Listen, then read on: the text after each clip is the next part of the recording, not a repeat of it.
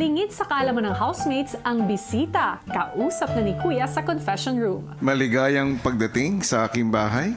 Oh my God, hindi po ako makapaniwala andito po ako ngayon. Maraming salamat po sa opportunity.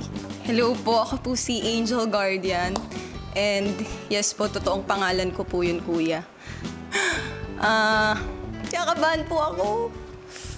O bakit ka naman kinakabahan, Angel? Hindi ko lang po ini-expect na nandito po ako ngayon. Kung di niyo po nalalaman, Kuya, isa din po sa mga pangarap ko na makapasok sa bahay niyo.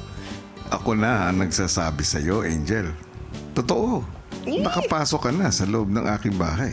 Salamat po. Masaya ako na binigyan mo ng oras para makabisita ka rito sa bahay ko. Yes po.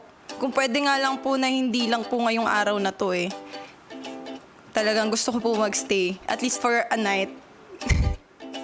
May dala ka bang maleta o ako na maghahanda ng maleta? May trabaho po kasi ako bukas, Kuya. Pero during your break sa trabaho, ano yung hilig mong gawin? Magbasa. Mahilig po ako magbasa. Mahilig din po ako magluto. At mahilig po akong kumain. Saan ka ba madalas kumain? Mahilig ka bang kumain sa restaurant? Yes, Kuya. Pero mahilig din po kasi ako magluto. To be honest, Kuya, yung papa ko po is chef din po. Chef din po yung tatay ko and may restaurant din po siya sa Hong Kong. At alam mo ba, Angel, na kagaya mo ay dalawa sa aking housemates ngayon ay merong mga magulang din na chef. Ipapasundo kita kila Caprice at saka kay Sofia.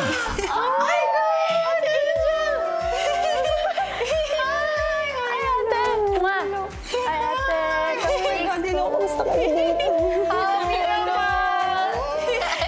kumusta kayo? Kumusta kayo dito? Saya! Saya.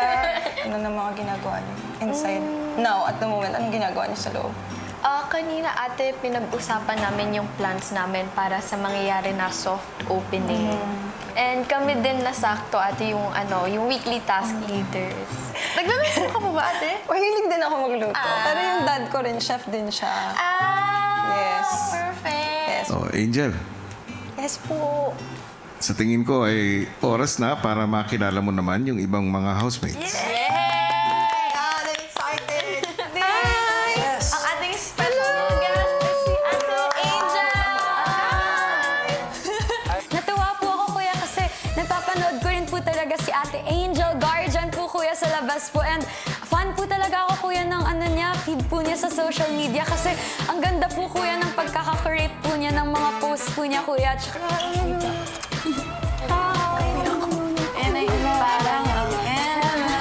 Hello po, Eliza. Hello, nandito tayo. Nice meeting you again po. So si Ate Angel ang mga kasama natin for today. And meron kaming similarities, tatlo. Hulaan niyo muna. chef's lot, parents. Yeah! Yun na. Pupay natin si Ate Angel there. Kayo naman, kwentuhan niyo ako. Kamusta kayo dito?